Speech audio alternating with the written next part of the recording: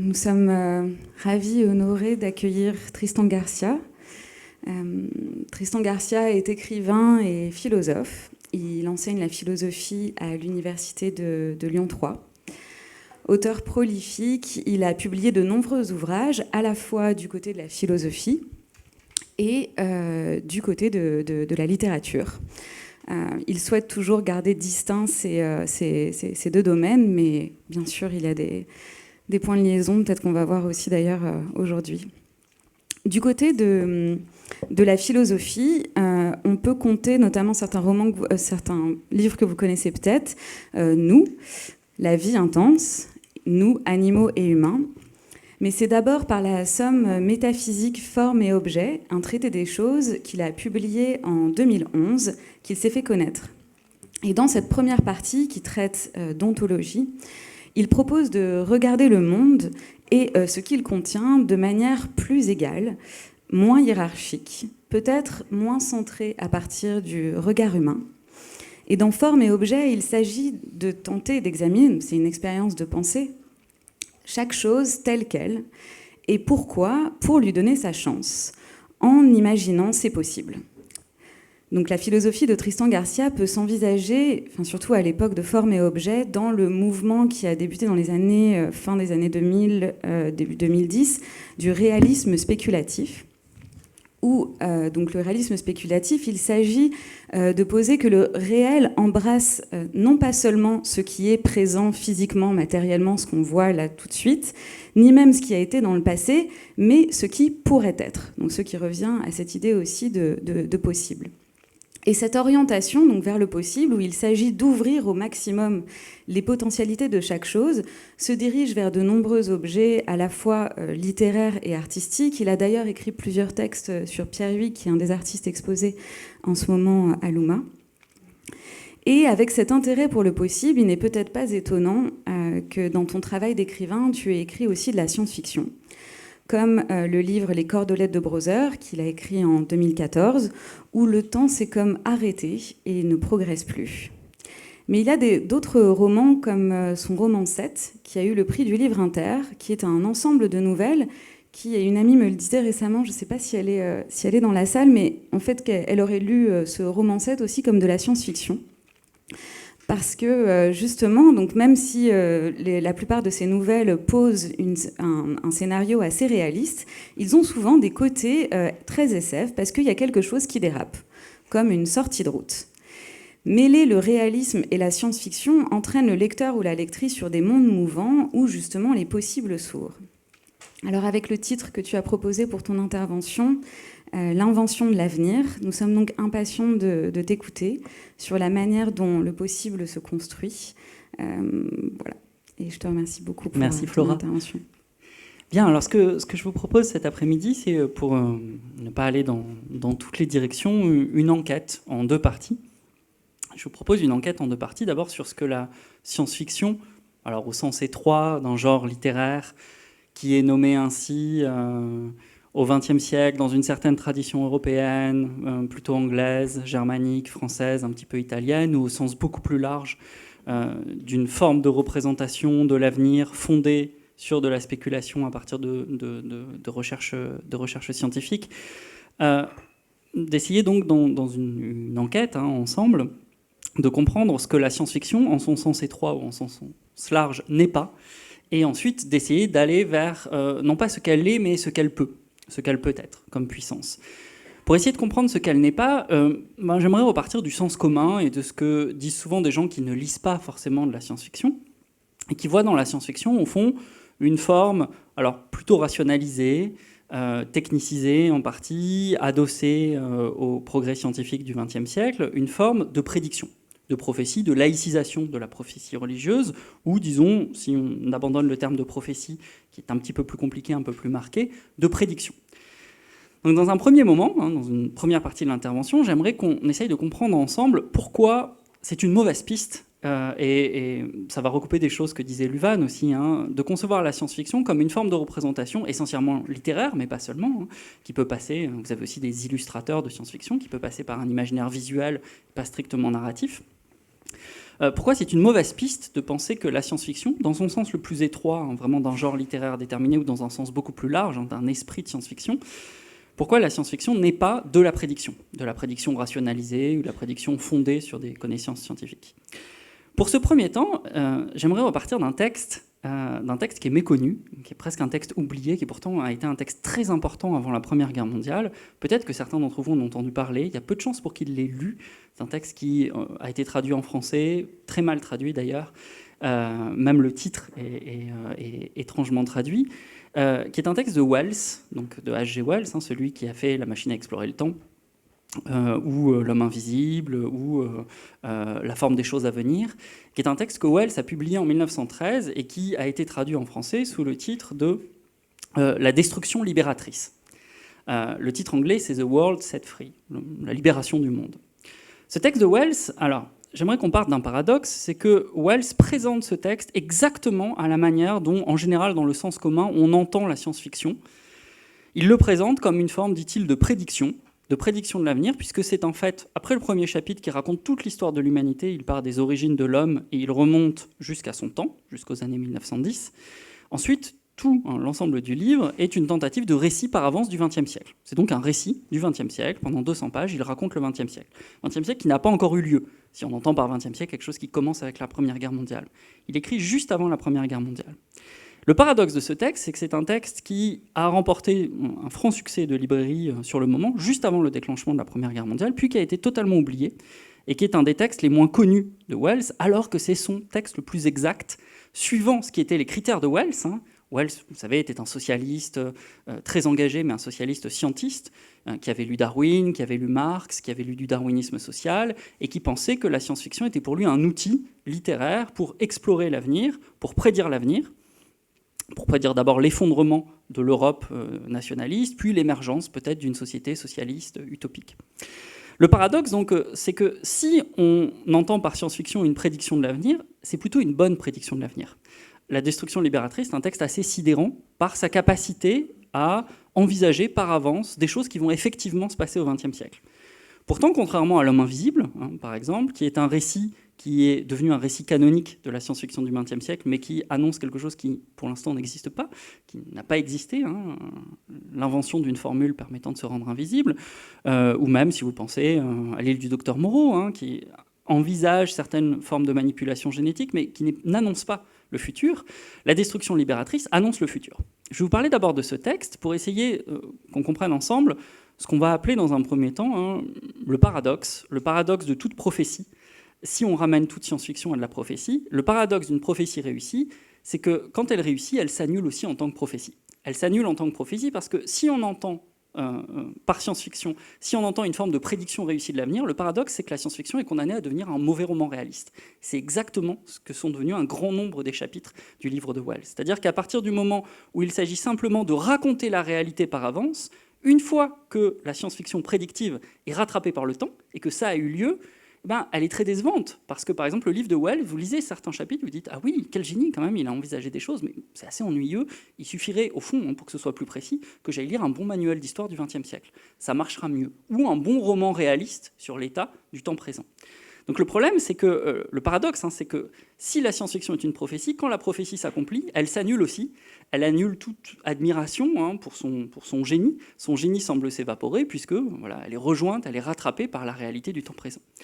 C'est le cas, mais c'est ça qui est intéressant, pas entièrement du livre de Wells. Et ce qui fait que le livre de Wells est lisible aujourd'hui, c'est plus son échec que sa réussite. Plus exactement, c'est le mélange d'échec et de réussite dans sa prédiction.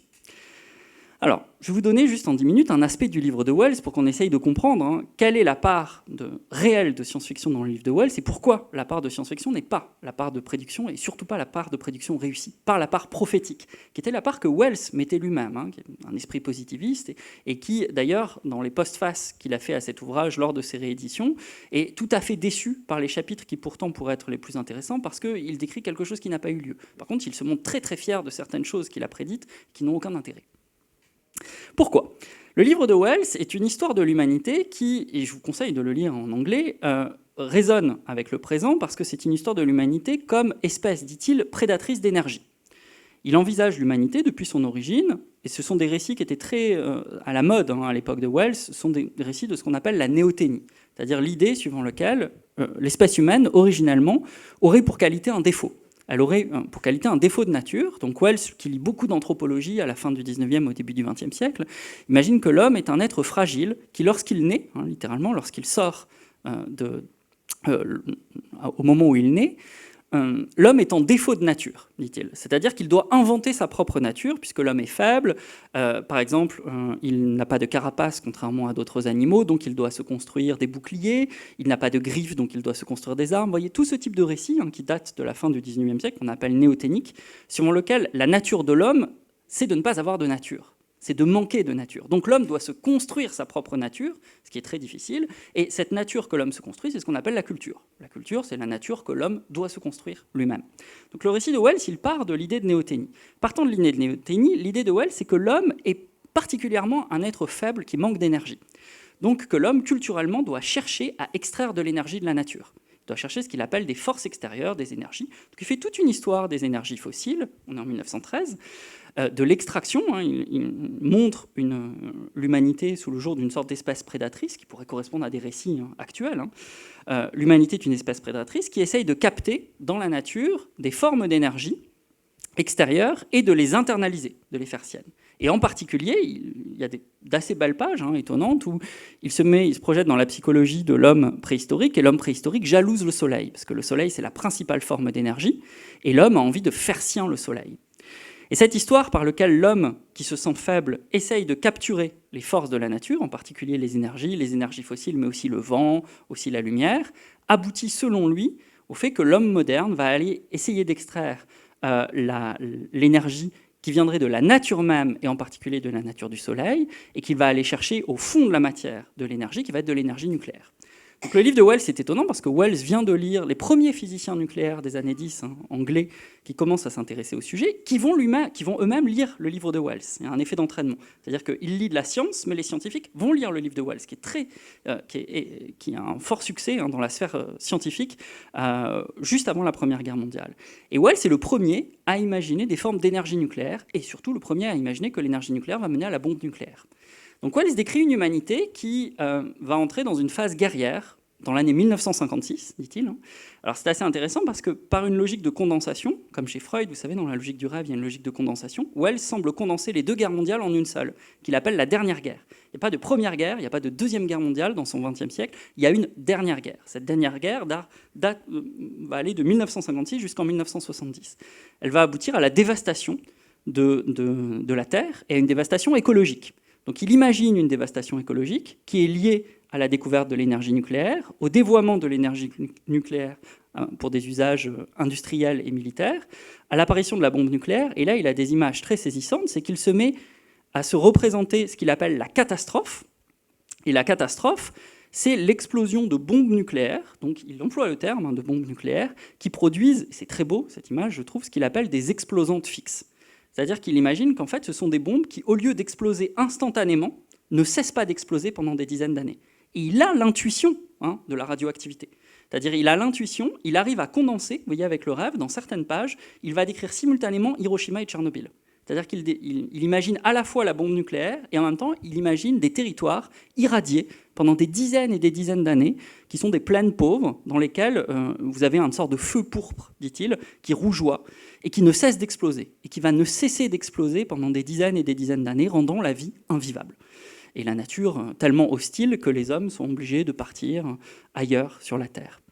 Il va aussi imaginer des choses étranges, c'est qu'il va imaginer après la guerre, dans les années 70, ce qu'il va appeler non pas la contre-culture, mais une autre culture, une culture alternative. C'est-à-dire qu'il imagine qu'avec la paix va arriver chez les jeunes générations d'autres formes de culture, de musique, et notamment il utilise l'autobiographie d'un personnage qu'il appelle Barrett. Et ce Barrett, c'est une sorte de riche désargenté qui va partir sur la route pour essayer de renouer avec la spiritualité indienne. Au lieu d'aller faire son pèlerinage à Katmandou, il va aller à Delhi.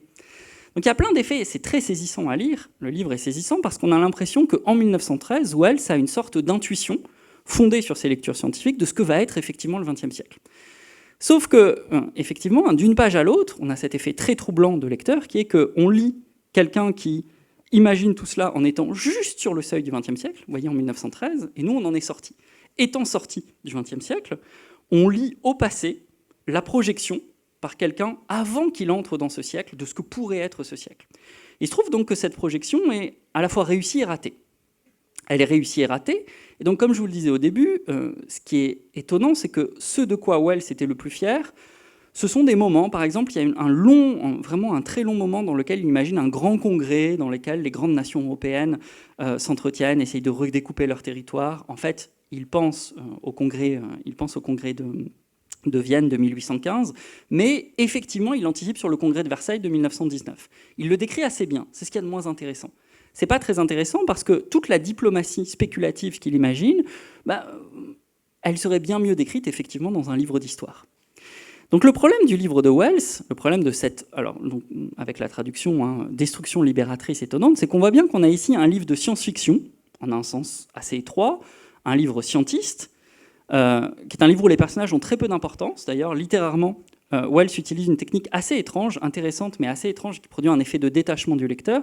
Il produit un système très cinématographique, alors qu'il n'était encore jamais allé au cinéma, il ira un peu plus tard, de zoom et de dézoom. C'est-à-dire que sans cesse, il va proposer des grands tableaux pendant 2 ou 3 pages de l'Europe, donc vous voyez, de la guerre, la bombe nucléaire, les explosions, l'état de l'environnement, etc. Et puis à un moment, il va décider pendant 2 pages, très soudainement, très abruptement, de zoomer sur un personnage qu'il va utiliser pendant 4 ou 5 pages, un savant, une jeune dactylo française, etc. Il va s'intéresser aussi aux droits des femmes. Il y a beaucoup de spéculations sur le féminisme tout au long du livre. Et puis ensuite, il dézoome et il abandonne totalement le personnage. On ne sait pas ce qu'il deviendra. Le personnage est soudain perdu dans le grand tableau. Donc littéralement, c'est très troublant. Ça fait qu'on oscille entre du roman et une sorte de fiction historienne, de grands tableaux, de grande philosophie de l'histoire. On est un petit peu perdu par moments dans cette lecture. Et quand on referme le livre, on se retrouve avec au moins 3 impressions assez étrange. La première, c'est une impression donc de vanité. C'est une impression de vanité, c'est-à-dire qu'on a l'impression que Wells a réussi par avance, en 1913, ce qu'ont rêvé de faire beaucoup d'auteurs de science-fiction. Il a utilisé la science-fiction comme une manière de faire de l'anticipation sociale, historique. Il a fait de la futurologie. Effectivement, quand il a réussi, ça ne sert pas à grand-chose, puisque ça a eu lieu. Ça a eu lieu, et maintenant que ça a eu lieu, qu'est-ce qu'on en fait? Pourquoi le lire? Ça ne sert pas à grand-chose. Deuxième impression. Impression intéressante, c'est que le XXe siècle qu'il décrit n'est pas le nôtre. Il produit donc un XXe siècle possible, qui n'est pas le XXe siècle réel, qui est un XXe siècle assez étrange, qui semble avoir un pied dans l'histoire et un pied dans la fiction, dans l'imaginaire. Qu'est-ce qu'il permet? Ce XXe siècle, il est déjà plus intéressant que les parts qu'il a décrits, qu'il a réussi à décrire par avance. C'est ce qui ne lui aurait pas plu, mais il permet de faire des comparaisons sans cesse entre, pour reprendre des choses qu'on a entendues aussi dans ce que disait Louvain, entre les peurs de Wells, qui sont des peurs situées, qui sont des peurs anglaises. Par exemple, il a des peurs nationalistes, on voit vraiment ces peurs nationales. Par exemple, il essaye d'imaginer des langues internationales. Et en tant qu'anglais, il a conscience du fait que l'anglais est en train de devenir la lingua franca. Donc il essaye d'imaginer un moment où il y a des révoltes linguistiques contre l'hégémonie de l'anglais. Donc il imagine des lingua franca, il est intéressé à l'époque par l'espéranto, par le volapük, il imagine l'émergence d'une langue mondiale. Et en imaginant une langue mondiale, c'est assez étonnant, la manière dont il imagine la langue semble contenir une description, pour nous, un lecteur du début du XXe siècle, du web, de l'Internet. Sauf qu'il n'en décrit pas la structure matérielle, il en décrit l'esprit. Et lorsqu'il décrit l'esprit de cette langue, qui est un esprit immatériel, il semble décrire l'esprit de ce qui pour nous est extrêmement matériel, qui est un espace international d'échange, de communication, et qui est fondé matériellement sur des modes de communication qu'en revanche, il n'anticipe pas. Donc le deuxième sentiment, en refermant le livre de Wells, c'est que l'intérêt peut naître justement du mélange de réussite et d'échec, si la science-fiction doit être de l'anticipation. C'est-à-dire de cette comparaison entre 2 XXe siècles, entre un XXe siècle réel et un XXe siècle possible, un XXe siècle imaginaire. Ce qu'il aurait pu être, suivant les peurs, suivant les espérances aussi, de Wells, qui est un socialiste. Il se prétend encore socialiste utopique en 1913. Et donc le livre, d'ailleurs, c'est pour ça qu'il s'appelle La destruction libératrice. Après avoir été très sombre et se terminer sur une humanité avec une sorte de catastrophe écologique, la vie est quasiment devenue impossible à la surface de la Terre, les hommes ont une sorte de sursaut musculaire et nerveux, dit-il, par lequel ils se réveillent et produisent une société sans nation, une société sans travail, où ils vont justement utiliser l'énergie nucléaire, mais d'une manière qui n'est pas guerrière, mais qui est pacifique, etc. Puis il y a un troisième sentiment qui émerge à la lecture du livre de Wells. C'est un sentiment étrange, difficile à décrire. C'est qu'il y a dans le livre de Wells une sorte d'appel au lecteur, notamment dans les dernières pages où il imagine un dernier homme qu'il appelle Karénine, une sorte de philosophe qui réfléchit à ce que l'humanité d'après pourrait devenir après le XXe siècle. Et c'est une sorte d'appel à nous, c'est-à-dire qu'il y a une sorte d'adresse au lecteur qui, comme Wells est au début de son siècle, au lecteur qui sera au début du siècle d'après, et qui est une sorte d'appel à faire la même chose, c'est-à-dire à constituer une sorte de communauté à travers les siècles, d'écrivains qui essaieraient à chaque fois, sur le seuil d'un siècle, de produire une histoire de ce que le siècle pourrait être, de ce que le siècle devrait être, de ce que le siècle va devenir, et formeraient ainsi une sorte de communauté d'esprit où de siècle en siècle, on pourrait comparer les peurs de l'humanité, les rêves, les fantasmes de l'humanité, ce que pourrait être le siècle et ce que le siècle a effectivement été.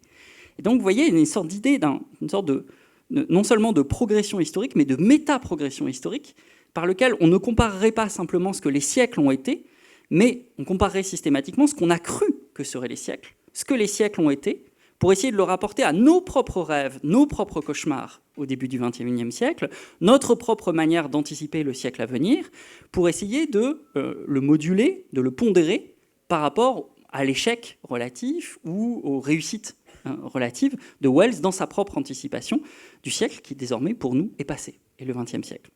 C'est sur ça que se termine ce livre très étrange et qui donc, je vous l'ai dit, est un livre qui a été oublié, qui n'intéresse plus personne, qui est devenu un livre du passé.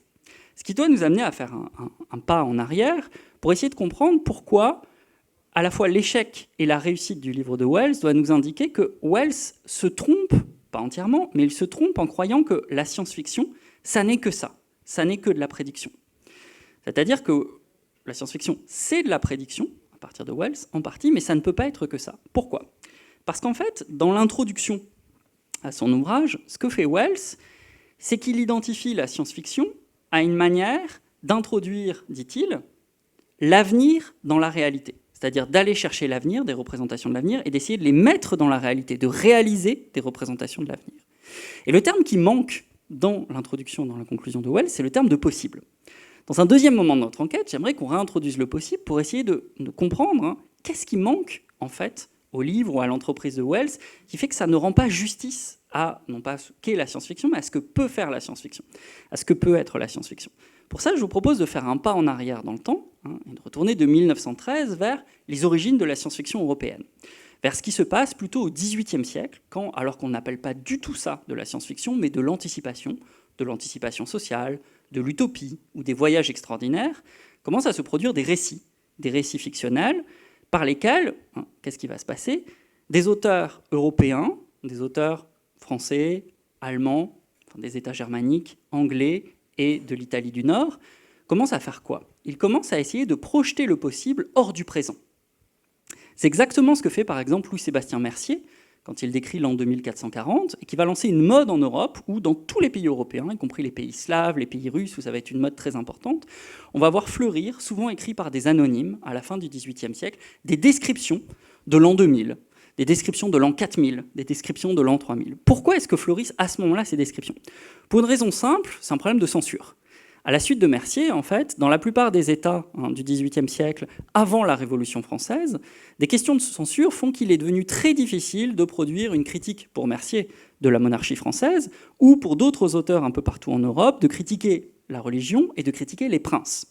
Comme il est devenu difficile de critiquer l'état actuel des pays, Mercier va ouvrir une sorte de porte dans laquelle on s'engouffrait, mais donc il y a vraiment des dizaines de textes anonymes, c'est une grande mode dans les années 1750-1760 en Europe, qui vont déplacer la possibilité même de la critique sociale dans l'avenir, qui vont décrire des États européens, qui vont décrire des États plus ou moins imaginaires, ou qui vont décrire un État de leur propre pays dans les années à venir, pour ne pas tomber sous le coup de la critique de la censure. Qu'est-ce qui se passe ? J'aimerais qu'on essaye de comprendre pourquoi, au XVIIIe siècle, des métaphysiciens, des écrivains, des poètes vont se mettre à projeter des possibilités sociales, des nouvelles formes d'humanité, et vont les projeter dans l'avenir. C'est ça que certains théoriciens ont appelé l'invention de l'avenir, au moment des Lumières en Europe, l'invention d'un certain type d'avenir en tout cas. Pourquoi est-ce que l'avenir s'impose à ce moment-là comme le lieu où on peut projeter le possible ? Je crois qu'il est intéressant de penser que si ces écrivains vont se mettre à projeter dans l'avenir des possibilités fictionnelles, c'est parce que les autres lieux, les autres formes de localisation du possible sont bouchées. Quelles sont-elles ? elles sont au moins de 2 ordres avant le XVIIIe siècle. En tout cas, dans les cultures européennes et dans des cultures non européennes.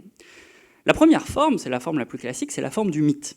Le mythe, on le sait, consiste à projeter du possible, fictionnellement, narrativement, soit avant le temps, avant les origines, avant l'origine du monde. Pour expliquer la manière dont s'est formé l'homme, on va expliquer comment les dieux se sont disputés à un certain moment, et puis comment le monde est apparu par accident, le temps a commencé par accident, parce qu'un dieu jaloux a commis une erreur, etc.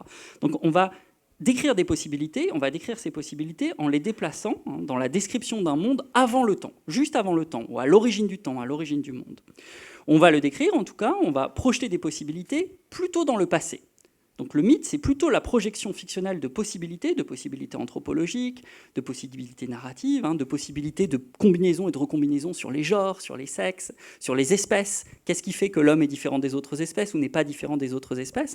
Dans les mythes, tout est déplacé avant. Ça veut dire que le possible précède le réel dans le mythe. Il y a du possible avant le réel. Et on décrit un état du monde, un état des genres, un état des espèces, un état de la vie, un état du vivant, un état du cosmos, etc., qui est un état possible, et cette possibilité est déplacée donc avant maintenant. Donc le premier lieu projectif du possible, c'est avant, et c'est le mythe. Ça correspond à la forme du mythe. Le deuxième lieu projectif du possible, c'est dans l'espace. C'est dans des territoires inconnus. On projette le possible dans ce qu'on va appeler des utopies, à partir de morts, et en général, quand vous faites une cartographie des utopies, vous apercevez que la manière dont, disons, de l'humanisme jusqu'au XVIIIe siècle, l'Europe va produire des utopies, c'est très simple. C'est en fait une carte du limen, c'est-à-dire des limites des territoires européens connus. Donc par exemple, toutes les utopies vont se rapprocher tendanciellement au XVIIe, au XVIIIe siècle de l'Antarctique. Sade écrit une utopie qui se passe en Antarctique. Marivaux écrit une utopie qui se passe en Antarctique avec des pingouins. Vous avez l'île aux pingouins, c'est une sorte de lieu commun comme ça du XVIIIe siècle. Pourquoi ? Parce qu'on n'a pas encore cartographié l'Antarctique. Donc en fait, les utopies sont toujours situées juste au-delà des territoires connus. Par exemple, dans la première, dans l'utopie de Thomas More, lorsque le personnage entend pour la première fois parler de l'utopie et que l'utopie est localisée, avec une sorte d'artifice narratif qu'on va retrouver dans beaucoup de textes, celui qui est en train d'expliquer où se situe l'utopie se met à tousser, de sorte qu'on ne sait pas exactement, évidemment, où est l'utopie. C'est le principe même de l'utopie, qui n'est pas un non-lieu, mais qui est du possible, qui est projeté au-delà des lieux connus. Le problème, évidemment, c'est que plus vous progressez vers le XVIIIe siècle, plus l'Europe devient impérialiste, colonisatrice, et plus elle cartographie le reste du monde. C'est-à-dire que les blancs sur la carte se réduisent tendanciellement. Vous regardez des cartes, et entre le XVIe et le XVIIIe siècle, vous avez une sorte de fonte, non pas des glaces, mais de fonte des blancs sur la carte. Les blancs diminuent. Et comme vous avez moins de blancs sur les cartes, il devient de plus en plus difficile pour les auteurs de produire ce qu'on appelle des voyages extraordinaires à l'époque, c'est-à-dire de projeter des possibilités sociales, des possibilités anthropologiques, des possibilités narratives, hors des lieux connus. Ces lieux inconnus diminuent. Ils diminuent tendanciellement, de plus en plus, et à la fin, en effet, il ne va rester que cette espèce d'espace blanc, qui est l'Antarctique, ou l'Arctique aussi. Et c'est cet espace fantasmatique que vous allez retrouver, par exemple, chez Poe, dans les aventures d'Arthur Gordon Pym, qui se termine à la fin en Antarctique, dans une sorte de blanc fondamental. Et vous savez, Poe était très attiré par une théorie à l'époque, sur laquelle il a écrit, qui est la théorie de la Terre creuse. C'est-à-dire qu'il pensait qu'au pôle Nord et au pôle Sud, vous aviez en fait un trou avec une sorte de vortex, de siphon, et que tous les courants, le Gulf Stream, etc., s'expliquaient par un effet de siphon. Donc qu'il existait un dernier territoire inconnu dans le monde, qui était les pôles, et que ces pôles permettaient de rentrer à l'intérieur de la Terre. Évidemment, à partir du moment où les grandes expéditions arctiques et antarctiques vont cartographier les territoires autour du pôle Nord et du pôle Sud, tous ces territoires projectifs du possible vont disparaître. Et ce n'est pas un hasard. Qu'est-ce qui va se passer dans la science-fiction moderne quand la Terre va être intégralement cartographiée par des cartographes européens? Où est-ce qu'on va se mettre à projeter dans l'espace du possible? Hors de la Terre, dans l'espace. Et ça va être le début des récits de conquête spatiale. Les récits de conquête spatiale, les premiers récits, par exemple, vous avez des aventures sur Mars, c'est à la fin du XIXe siècle, et quand justement la Terre est entièrement cartographiée. Donc vous avez deux espaces projectifs, narratifs du possible avant le XVIIIe siècle, c'est avant, le mythe, dans le passé, ou aux origines du temps, ou ailleurs. L'ailleurs sur la Terre se réduisant tendanciellement, l'avant, de son côté, va être rejeté par toutes les philosophies de l'histoire qui apparaissent au XVIIIe siècle, qui vont construire l'idée d'histoire et d'historicité contre le mythe. C'est ce que vous allez retrouver chez Condorcet, chez Voltaire, l'idée que l'histoire, c'est ce qui s'oppose au mythe. Le mythe va être bon pour les peuples primitifs, pour les peuples premiers, et l'historicité, ça va être le fait d'ordonner des faits, d'essayer de remonter aux origines. On ne peut jamais remonter exactement aux origines de l'histoire, mais en tout cas, rationnellement, d'établir des faits, une succession de faits. Et c'est là que va s'inventer, quelque part entre les années 1740 et les années 1780, chez des philosophes anglais comme Keynes, Ferguson, Millard, chez des Français comme Condorcet, comme Voltaire, qui vont faire une théorie de l'histoire, c'est là que va s'inventer l'avenir, au sens strict. C'est là que va s'inventer l'avenir comme lieu projectif du possible. C'est-à-dire qu'on ne va plus projeter tant le possible sur l'ailleurs, on ne va plus projeter tant le possible sur l'avant, comme dans le récit mythique, on va le projeter sur l'avenir. Mais cet avenir, il est très particulier. Vous avez un terme chez Condorcet que je trouve très juste. À un moment, dans une note, Condorcet, vous savez, fait des grands tableaux. Il essaye de résumer, c'est le premier. Il va être très important pour la science-fiction parce que c'est le premier qui fait des âges. Par exemple, vous savez, cette espèce de trope que vous trouvez en science-fiction de l'âge des héros, l'âge des marchands. Vous avez d'abord un âge héroïque, puis après les héros ne sont plus comme dans Fondation, d'Asimov par exemple, vous avez littéralement l'âge des héros, puis après il faut se poser, il faut faire du commerce, il faut négocier, c'est l'âge des marchands.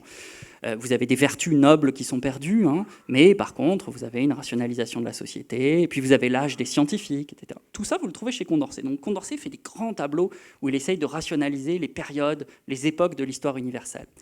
Et Condorcet, son originalité, c'est qu'il ne s'arrête pas au présent, c'est-à-dire il fait ses grands tableaux et il continue. Il fait des tableaux pour le XVIIIe siècle, mais aussi pour le XIXe siècle, pour le XXe siècle, pour le XXIe siècle. Et il a une expression dans une note où il dit « Ce faisant, je ne fais pas l'histoire de l'avenir, mais, dit-il, de la passé », avec un tiret. C'est exactement ça. C'est-à-dire ce qui a inventé à ce moment-là, au XVIIIe siècle, par les Lumières écossaises, françaises et allemandes, c'est une certaine idée de l'avenir comme à passer. C'est-à-dire quelque chose qui ne s'est pas encore passé, mais qui est destiné à devenir du passé. Et le propre du passé, c'est quoi ? C'est qu'on peut le raconter. Donc la science-fiction serait simplement ce qui irait projeter du possible dans la passé, qui n'a pas encore eu lieu, mais dont on essaye de deviner, vous voyez, forme prédictive, ce qui va se passer, pour en faire le roman réaliste par avance. Et tout ça est destiné à passer. Voilà. Vous voyez que l'invention de cet avenir, d'un avenir rationalisé tel qu'il apparaît dans les philosophies de l'histoire du XVIIIe siècle, elle est directement liée, matériellement liée, à la progression, en grande partie, à la progression impérialiste de l'Europe, à la cartographie des terres, et au rejet d'autres formes de conception du temps, et notamment du temps mythologique, auquel est substitué le temps, un temps historique qui est le seul véritable temps, et le temps historique rationalisé, il est constitué par un passé, dont on peut faire le récit réaliste, un présent maintenant, et un à-passé, un avenir à-passé, qu'on peut essayer par des moyens notamment statistiques, qui commencent à intéresser Condorcet, qui intéressent les physiocrates à la même époque, puisque les physiocrates sont ces théoriciens de la terre, vraiment de l'agriculture, qui essayent de concevoir comment ils vont pouvoir rationaliser les cultures pour prévoir le rendement futur de la terre. Donc comment est-ce qu'ils peuvent s'appuyer sur des données qu'ils ont sur les dernières saisons pour prévoir la manière dont ils vont pouvoir prétendre retirer telle ou telle quantité de tel ou tel bien de la terre dans les années futures. Cet à-passé, il s'est mis à constituer l'espèce de toile de fond de ce qu'on a appelé au XIXe siècle la science-fiction, enfin de ce qui se constitue comme étant la science-fiction au XIXe siècle, et qui va être appelée anticipation, anticipation rationnelle, puis spéculation, spéculation rationnelle, et finalement science-fiction au sens vraiment étroit du terme, telle qu'elle est baptisée par Hugo Gernsback dans les années 20. Vous voyez que l'idée, c'est que la science-fiction, à ce moment-là, n'est plus exactement de la prédiction ou de la prophétie. La science-fiction devient ce type de récit rationnel qui prétend être fondé sur des données scientifiques, qui permettent, avec des outils notamment statistiques, des outils projectifs et avec l'aide de l'imagination, de produire par avance une histoire du futur. C'est-à-dire qu'en ce sens, la science-fiction européenne, telle qu'elle naît dans ces années-là, est simplement un sous-produit, une sous-catégorie de l'histoire. On produit de l'histoire, on produit l'histoire du passé, et la science-fiction devient un sous-genre de l'histoire. C'est l'histoire de cette région particulière du temps qui est l'avenir. Ce qui ne s'est pas encore passé, mais qu'on peut essayer de déduire, sur lequel on peut essayer de se projeter par imagination. Bien, pour terminer, j'aimerais qu'on essaye de faire un pas de recul par rapport à ce qui est, vous voyez, l'idée de Wells, l'idée scientiste de Wells en 1913, l'idée de prédiction, et ce qui est l'idée de science-fiction européenne telle qu'elle naît dans les philosophies de l'histoire du XVIIIe siècle. Dans un premier cas, on a l'idée que la science-fiction, dans l'idée que se fait Wells, la science-fiction est l'héritière des grandes prophéties religieuses. Wells est scientiste, il pense que l'humanité progresse, que d'abord elle a été religieuse, mais d'ailleurs il le dit dans son livre, elle va abandonner les religions après la Grande Guerre, petit à petit, il va y avoir une laïcisation du monde. Et donc, ce que pense Wells, c'est que la prophétie, c'est une forme de projection et d'imagination humaine qui est née dans le cadre de grandes religions, d'abord polythéistes puis monothéistes, et qui est destinée à se laïciser et à se rationaliser en se fondant sur des données scientifiques. Donc la science-fiction, c'est la laïcisation de la prophétie, c'est la capacité à prédire l'avenir, le siècle futur, à partir de données qui sont fondées par la lecture de théories scientifiques. C'est pour ça que Wells s'intéresse à l'émergence de la physique nucléaire, pour essayer de produire une histoire du nucléaire par avance au XIXe siècle. Ce qui fait que dans l'idée de Wells, la science-fiction, elle n'a pas affaire au possible, elle a affaire à la réalité. Pour Wells, le problème, c'est, comme il le dit toujours, essayer de réintégrer l'avenir dans la réalité. Donc essayer d'être réaliste quant à l'avenir. Dans la science-fiction, l'esprit de science-fiction tel qu'il apparaît au XVIIIe siècle, dans les grands tableaux de théorie de l'histoire, des Lumières écossaises, des Lumières françaises et des Lumières germaniques, la science-fiction est conçue cette fois, non pas en rapport avec la réalité, mais en rapport avec le possible, certes, mais comme une projection du possible qui n'est plus faite dans le temps avant, dans le passé, ou ailleurs, à un autre endroit sur la Terre, mais dans l'avenir. L'avenir devient le lieu qui peut accueillir le possible. Le problème de cette deuxième conception, de laquelle on est souvent prisonnière, qu'on va appeler conception étroite de la science-fiction, le problème de cette conception, c'est qu'elle va avoir tendance à cloisonner les formes de projection de l'avenir, les formes de projection du possible dans l'avenir. Pourquoi ? Parce que ce qui naît au XVIIIe siècle, c'est une sorte d'idée suivant laquelle, au fond, l'avenir est le dernier lieu disponible dans un monde rationalisé par la science, par le progrès des techniques. L'avenir est le dernier lieu où on peut projeter du possible. On ne peut plus projeter du possible dans l'espace, parce que l'espace, on le connaît, c'est décevant, et l'espace est un lieu de connaissance. L'espace, on le connaît, on le cartographie, et de la même manière qu'on a cartographié la planète Terre, on va cartographier le système solaire et au-delà. Donc on ne peut pas projeter le possible, par opposition au réel, dans l'espace. L'espace, c'est du réel. On ne peut pas projeter le possible dans le passé, parce qu'il y a cette idée suivant laquelle, comme on a une théorie de l'histoire maintenant qui permet de rationaliser la succession des faits, le mythe est rejeté du côté des croyances primitives, c'est-à-dire de l'idée suivant laquelle, par notre ignorance des faits du passé, on se mettrait à fantasmer quelque chose qui aurait eu lieu avant le temps, etc. Donc ça va être rejeté aussi par cette forme rationalisée de projection du possible. Donc c'est par défaut que la science-fiction va apparaître comme une sorte d'unique loisir, de dernier loisir pour l'espace humain, de se consacrer à l'étude du possible. Et le possible va être bizarrement cantonné à l'avenir, l'avenir devenant le seul lieu où on peut essayer d'étudier le possible. Celui qui fait de la science-fiction est celui qui, presque comme un scientifique, étudie des formes de possibilités, ce qui est possible scientifiquement par rapport aux sciences dures, c'est-à-dire des possibilités de la matière, des possibilités techniques, des possibilités technologiques, mais aussi des possibilités anthropologiques, des possibilités sociales, de nouvelles formes sociales, de nouvelles formes de vie, mais tout ça est réservé à l'avenir.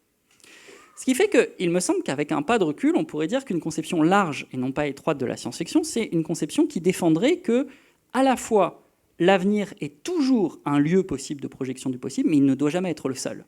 Parce que s'il est le seul, ça veut dire qu'on a désormais une conception de la science-fiction qui est une conception de la science-fiction comme outil de compensation de notre incapacité à projeter du possible ailleurs que dans l'avenir. C'est une sorte de science-fiction un peu triste qu'on connaît parfois, que j'ai l'impression de connaître comme amateur, que je qualifierais de science-fiction refuge. C'est l'idée suivant laquelle on va se réfugier dans la science-fiction pour avoir un imaginaire politique, pour essayer d'imaginer des recombinaisons, des possibilités politiques. Pourquoi ? Parce qu'on n'est plus capable de le faire dans le présent, parce qu'on n'est plus capable d'investir aussi le passé, ou des guerres historiques, pour essayer de refaire surgir des possibilités dans l'histoire, ou d'essayer de faire surgir des possibilités dans le présent lui-même, ou d'essayer de refaire surgir des possibilités aussi ailleurs, dans d'autres lieux, dans d'autres espaces. Donc il me semble que la seule conception large de la science-fiction qui soit tenable, c'est une conception par laquelle on reconnaît que l'avenir est un lieu parmi d'autres de projection du possible. Ni plus ni moins que le passé, que le présent, que l'ailleurs. Et que c'est seulement une conception étroite de la science-fiction dont on a hérité du XVIIIe siècle, qui cantonne, la science-fiction à l'avenir comme seul lieu projectif du possible. Le problème de l'avenir, c'est que l'avenir en tant que tel, c'est ce qu'on a vu avec Wells, il doit rester à venir, parce qu'à partir de, si on le conçoit comme un à-passé, vous voyez, c'est la destinée du livre de Wells, le problème de l'avenir qu'on a prédit, c'est qu'il devient du présent. Et en devenant du présent, la science-fiction perd à ce moment-là, la science-fiction réussit, la science-fiction comme pure prédiction, elle perd toute sa puissance. C'est le destin du livre de Wells. Elle devient une mauvaise littérature réaliste. Au moment où elle réussit, elle rate. Vous voyez, c'est vraiment le paradoxe de Wells. Si on conçoit simplement l'avenir comme lieu de possibilité de projection du possible, si on conçoit la science-fiction simplement comme un outil de prédiction, d'anticipation, à ce moment-là, le paradoxe qu'on retrouve du début de l'intervention, c'est que la science-fiction, quand elle est réussie, elle est ratée. Elle est réussie parce qu'effectivement, elle arrive par une connaissance du possible à produire par anticipation une histoire de l'avenir, mais cet avenir, en fait, ça n'est qu'un à-passé. Il passe, et en passant, il devient du présent, puis du passé, et ça devient, à ce moment-là, une mauvaise littérature réaliste. Donc le problème, c'est comment essayer de maintenir l'avenir comme un territoire parmi d'autres, mais toujours parmi d'autres, de projection du possible. Et de penser la science-fiction non pas comme la représentation par avance de la réalité de l'avenir, qui est en fait un à-passé, mais comme l'infiltration, la localisation et l'infiltration du possible dans l'avenir, et pas seulement dans l'avenir. J'aimerais terminer là-dessus. Quiconque connaît bien la science-fiction sait que le terrain de jeu de la science-fiction est beaucoup plus large que l'avenir. La science-fiction, c'est de l'Uchronie. La science-fiction, elle s'empare aussi bien du passé que de l'avenir. Elle va rechercher dans le passé des possibilités, et elle va essayer de lutter contre l'idée suivant laquelle le passé est nécessaire. C'est-à-dire, ce qui a été ne peut pas avoir été autrement. Et voyez, la première forme de ce qu'on a appelé l'Uchronie, l'Uchronie, c'est appelé Uchronie par un philosophe français aristotélicien qui s'appelait Charles Renouvier. Et Renouvier baptise l'Uchronie, notamment à partir de ses lectures de Pascal. Chez Pascal, vous avez cette phrase, vous savez, le nez de Cléopâtre, s'il eût été plus court, la face du monde en aurait été changée. Et donc, l'Uchronie, ça va être le fait d'utiliser l'idée de contrefactualité, c'est-à-dire d'opposer au fait passé, un autre fait. Le nez de Cléopâtre eût-il été plus court? Et de produire ainsi un autre passé. Et de ce point de vue, le passé, aussi bien que l'avenir, est un terrain. C'est un terrain de fiction, c'est un terrain de lutte pour la science-fiction aussi, où la science-fiction, par des outils uchroniques, va venir contester l'idée suivant laquelle le passé serait strictement de la réalité. C'est-à-dire, tout ce qui est passé ne peut pas avoir été autrement que ce qu'il a été. Et donc, réinjecter du possible dans le passé, c'est ce que font aussi, par exemple, vous avez beaucoup d'historiens contemporains qui utilisent l'Uchronie, en essayant de dire, voilà, ça doit être un outil pour l'imaginaire politique de penser qu'il aurait pu en être autrement. Et je vais prendre un dernier exemple à partir de ça. C'est le fait que quand la colonisation a commencé et que vous avez eu les premiers théoriciens anticoloniaux, qui sont des Espagnols, donc vous savez, c'est Bartolomé Las Casas ou Cabeza de Vaca, qui va devenir le premier gouverneur d'Argentine, quand ils commencent à comprendre qu'ils sont confrontés à une sorte de nécessité, de fatalité historique, c'est-à-dire qu'ils essayent de s'opposer à la destruction, en fait, des peuples qu'ils sont les premiers à essayer de défendre. Cabeza de Vaca va être tué par ses propres hommes, alors qu'il est amené en Espagne pour être jugé. Il est étranglé par ses propres hommes parce qu'il a essayé de faire passer la première loi en faveur des indigènes en Argentine. Cabeza de Vaca et Bartolomé Las Casas vont produire dans leurs discours, dans leurs lettres, des formes fictionnelles qui sont des formes contrefactuelles. C'est-à-dire qu'ils vont essayer de se convaincre qu'il aurait pu en être autrement. Ils sont les premiers à se proposer des récits dans lesquels, par exemple, ils n'arrêtent pas de dire à leurs correspondants « imaginez un moment que ce soit les Africains qui aient conquis l'Amérique ». Donc ils font appel à l'imagination, ils produisent en fait de la science-fiction, c'est-à-dire qu'ils réinfiltrent du possible dans la nécessité historique. Parce que la nécessité historique est tellement lourde, l'idée qu'il ne peut pas en être autrement, c'est comme ça, c'est fatal, les esclaves vont débarquer parce qu'il y a la nécessité économique. Pour faire tenir les plantations, d'abord il faut 10 esclaves à Hispaniola, puis il va en falloir 100, puis il va en falloir 1000, puis ensuite les plants de canne à sucre assèchent tellement la terre qu'il va falloir la rendre de plus en plus humide, il va falloir faire venir encore plus d'esclaves de Guinée, etc. Face à la nécessité historique, les premiers anticoloniaux vont utiliser un imaginaire science-fictionnel, c'est-à-dire qu'ils vont faire du passé, de ce qui a été, ils vont essayer dans le passé d'introduire un peu de possible. J'aimerais terminer là-dessus, c'est-à-dire qu'il me semble que la science-fiction au sens large, et pas au sens étroit, c'est toute forme d'outil fictionnel qui essaye de relocaliser, de trouver un lieu pour le possible, et d'infiltrer du possible dans le nécessaire ou dans le réel, que ce soit dans le passé, que ce soit dans le présent, que ce soit dans l'ailleurs, que ce soit dans l'avenir. Et je vous remercie, je vais peut-être m'arrêter là.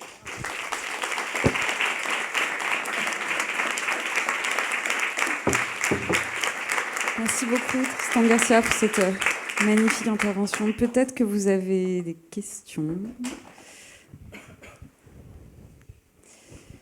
la contingence de la science-fiction. Et je vous invite à lire le texte de Wells totalement fou que vous trouvez en ligne, plutôt dans la version anglaise que dans la traduction française. Oui. Je ne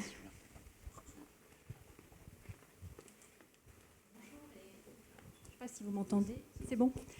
Merci pour votre intervention qui est passionnante. Alors, elle fait énormément réfléchir, pour moi, sur la place sociale que prend aujourd'hui la science-fiction au sens restreint des narrations du futur. En fait, dans votre intervention, on a vraiment vu la grande diversité des narrations des possibles. Vous nous avez proposé une sorte d'historiographie. Et la question que je me pose, c'est est-ce qu'on peut dire aujourd'hui, au XXIe siècle, qu'il y a une sorte de déséquilibre d'expression des différents espaces narratifs, c'est-à-dire que l'importance du mythe dans la société, la question de l'utopie aussi est quelque chose qui est beaucoup moins structurant, et que du coup, la science-fiction, au sens de réfléchir sur les possibles à partir du futur, est quelque chose qui prend énormément d'ampleur. Est-ce qu'on peut raisonner en termes vraiment d'équilibre entre les différents espaces narratifs des possibles? Est-ce qu'on peut réfléchir en ces termes? Alors c'est toujours le problème, en effet, avec d'abord l'ambiguïté du terme même. Est-ce que par science-fiction, est-ce qu'il faut faire de la narratologie en entendre simplement un genre littéraire très particulier? Si c'est le cas, longtemps, mais je suis plus sûr de croire ça, longtemps, j'ai pensé qu'il y avait un rapport à la fois de sororité et de rivalité entre la science-fiction et la fantasy. Et qu'on pouvait presque s'intéresser à l'imaginaire d'une époque en mesurant le rapport de force entre la fantasy et la science-fiction. Très clairement, vous avez des époques où, je ne sais pas, c'est le cas très nettement après-guerre, dans les années 45-55, vous avez une très forte domination de l'imaginaire de science-fiction sur l'imaginaire de fantasy. Donc la génération de l'âge d'or américaine, Asimov, Heinlein, Van Vogt, etc., qui pourtant ont des doutes sur la science, ils semblent dominer l'imaginaire, et à ce moment-là, vous voyez, avant la publication du Seigneur des Anneaux, la fantasy, elle est très marginalisée. Et puis on pourrait dire qu'il y a d'autres époques, c'est le cas dans la contre-culture, par exemple. Très clairement, dans les années 60-70, vous allez avoir un renouveau de la fantasy. Très clairement aussi, je pense qu'on pouvait dire que les années 2000 avaient vu un déclin de la science-fiction au sens réduit. Et je ne sais pas, il suffisait d'aller, même vous alliez dans n'importe quelle librairie ou bibliothèque, longtemps, moi quand j'étais enfant, la fantasy était en France en bout de rayon de la science-fiction. À partir du début des années 2000, Harry Potter, mais aussi les succès un peu mainstream d'ouvrages, je ne sais pas, très réussis, mais je pense par exemple, je sais pas, Jonathan Strange et Mr. Norrell, par exemple de Susanna Clarke, sont des ouvrages qui ont été très lus et qui ont été lus bien au-delà des littératures de l'imaginaire. Ce qui s'est passé, c'est que vous aviez un rayon fantasy et la science-fiction est devenue l'espèce de en bout de rayon, où, vous savez, sous la table, où vous êtes mis à avoir de la science-fiction. Donc il y a un rapport de force très concret qu'on peut mesurer à chaque époque entre, si on entend simplement par science-fiction et fantasy des genres littéraires, les deux. Avec l'idée que du côté de la fantasy, on aurait, depuis la fantasy qui naît dans l'Angleterre victorienne, est une sorte de réaction à la révolution industrielle. Ce sont des récits qui vont revenir vers le monde des fées, le monde féerique, le monde pré-industriel, le monde pré-capitaliste, vers la matière de Bretagne, vers un monde parfois pré-chrétien aussi, le monde du cycle arthurien. Et donc, longtemps, on a une grille de lecture que je partageais qui, un peu avec méfiance, vous voyez dans la fantasy, un genre plutôt réactionnaire, qui aurait tendance à renoncer à se représenter l'avenir, à se tourner vers le passé, vers le dépassé, et à aller s'intéresser, à aller sauver des formes passées et dépassées de vie, des formes de production, des formes de vie, le village plutôt que la ville, pas d'urbanisation, etc. Longtemps, même par exemple, beaucoup chez des théoriciens marxistes, vous aviez un peu cette idée que la science-fiction était le genre progressiste, l'anticipation, qui nous permettait d'avoir une représentation de l'avenir concrète, et la fantasy était un genre plus réactionnaire, très souvent lié à un imaginaire guerrier, féodal, etc. Il y a eu une remise en cause chez beaucoup de gens qui réfléchissaient là-dessus, il me semble-t-il, dans les années 2000. D'abord parce qu'on a vu qu'il y avait aussi un préjugé genré là-dessus, c'est que très massivement, la fantasy était beaucoup plus féminine. Donc il y avait aussi une dévalorisation de la fantasy qui était liée à la dévalorisation d'un genre qui était censé être plus féminin dans son lectorat, mais aussi chez les autrices. Il y avait plus d'autrices de fantasy à l'époque. Il me semble que ça a changé. D'abord, dans la production, je dirais qu'il s'est produit dans les 10 dernières années une sorte d'effet d'indistinction, qui est que, je ne sais pas, Flora citait N.K. Jemisin, par exemple. C'est très difficile de savoir si on a affaire à des autrices de fantasy ou de science-fiction. On peut essayer d'avoir des critères narratologiques, mais c'est un peu vain, en fait. Donc d'abord, a émergé une sorte de réunification de littérature de l'imaginaire, où au fond, on a un terrain commun d'imagination, aussi d'imagination politique entre la fantasy et la science-fiction. Ça ne veut plus dire grand-chose. Ensuite, il y a une redistribution qui fait que, je ne sais pas, Flora, tu citais le prix Hugo pour N.K. Jemisin. À ma connaissance, les 6 ou 7 derniers prix Hugo ont été décernés à des autrices. Et donc, il y a une très forte vague dans les 10 dernières années avec la science-fiction afro-américaine, etc. Il y a une féminisation de la science-fiction qui n'était pas du tout le cas, même il y a 15-20 ans, dans le renouveau d'un space opéra assez militariste, assez masculin. Tous ces effets de redistribution font que les termes n'ont pas grand sens, fantasy ou science-fiction. Fantasy a un peu marqué, mais le sens auquel j'aimerais entendre fantasy, vous voyez, quand je parlais de science-fiction au sens large, pour moi, ça unifie fantasy et science-fiction. C'est-à-dire, ce sont des formes narratives, mais pas seulement, parce que je pense qu'il ne faut pas exclure les illustrateurs, les dessinateurs. Donc ce sont des formes de représentation, qui sont des formes de projection du possible, et qui sont des formes de projection du possible dans le réel, dans le nécessaire, dans le passé, dans l'avenir, dans le présent, dans l'ailleurs. Et donc on peut ensuite faire des sous-genres, mais globalement j'ai l'impression qu'il y a plutôt l'émergence au XXIe siècle d'un champ un peu unifié des formes de projection du possible, peu importe que ce soit de la fantasy ou de la science-fiction. De ce point de vue-là, il me semble que j'aurais du mal à faire un diagnostic et à savoir... Vous voyez, il y avait tout un lamento, par exemple, qui est très marqué année 2000, de « on ne sait plus se représenter l'avenir, il n'y a plus d'avenir ». Et d'ailleurs, preuve en est le fait que la science-fiction de notre époque est très faible. Et quand on était lecteur de science-fiction au début des années 2000, on avait affaire soit à un renouveau du space opéra des années 50. Moi, j'aime bien des auteurs comme Wilson ou Peter Hamilton, mais enfin, quand même, en fait, ça ressuscite des vieilles formes de guerre spatiale des années 50. C'était pas très novateur. Et donc, il y avait un vrai lamento, me semble-t-il, il y a 20 ans, qui était... incapacité à se représenter l'avenir, preuve en est, on n'a pas de science-fiction. Même la science-fiction cinématographique, elle est faible, on est obligé de revenir à Star Wars, etc. Je crois que je ne ferai plus le même diagnostic aujourd'hui, où je crois qu'il y a au contraire une surfond d'imaginaire lié aux peurs climatiques. Mais je vais même aller plus loin. Je pense que pour le meilleur, mais aussi pour le pire, la science-fiction comme outil politique est désormais partagée par tous les camps, pas simplement par les camps progressistes. Je voudrais juste prendre un exemple. C'est que si on a la science-fiction climatique, dans, disons, un camp progressiste, on a aussi, c'est très marqué en Europe, à mon sens, un imaginaire de science-fiction réactionnaire ou fascisant. Vous pouvez tout à fait penser que l'imaginaire dit du grand remplacement, aujourd'hui, est un imaginaire science-fictionnel. C'est-à-dire c'est effectivement un imaginaire qui va jouer avec l'idée de représentation de l'avenir, de formes de possibles qui sont des inversions, par exemple l'inversion coloniale, qui est aussi une forme qui vient de livres. Enfin, je ne sais pas, c'est un livre que sans doute beaucoup d'entre vous n'ont pas lu, mais un des grands succès d'Internet et pas de librairie de ces dernières années en France, c'est le livre de Jean Raspail, qui est la réédition d'un livre des années 70, qui décrit l'arrivée et la colonisation de la France dans les années 70 par des migrants venus d'Europe. C'est un livre qui, dans les sphères très droitières, a beaucoup importé pour l'imaginaire de ces dernières années. Un très mauvais livre, réédité à compte d'auteur.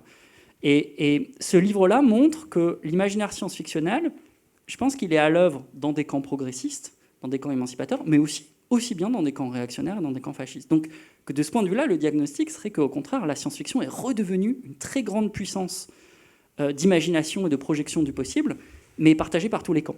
Et la science-fiction, elle n'est pas nécessairement dans le camp de la projection de possibles émancipateurs, de ce point de vue-là. Elle travaille aussi des imaginaires qui ont des peurs, qui ne sont pas la peur climatique, mais qui sont la peur de la colonisation inversée, etc. Il existe, c'est quelque chose qui n'est pas très connu, mais par exemple, à la fin de la guerre d'Algérie, vous avez plusieurs auteurs pieds noirs qui, en arrivant en France, vont faire des fictions dites d'inversion. Moi, je viens d'une famille pieds noirs, donc elles les avaient dans leur bibliothèque. C'est des choses qui ne sont pas rééditées. C'est des fictions où, après 62, après l'indépendance de l'Algérie, des écrivains très marqués par l'OAS, par exemple, vont produire une inversion en imaginant une France qui est colonisée par les Algériens. Les Algériens viennent et inversent la colonisation. C'est de la science-fiction, de ce point de vue-là. Ça utilise, vous voyez, ça projette le possible, ça utilise des outils d'inversion de réalité. Et donc, pour répondre, après avec une longue réponse à votre question, je pense que c'est redevenu un outil très puissant dans tous les camps politiques de l'imagination, de l'imaginaire politique. Et que donc, oui, elle est très présente.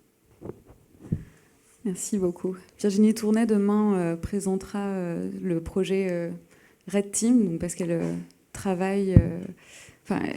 c'est une autrice aussi de science-fiction qui travaille avec le gouvernement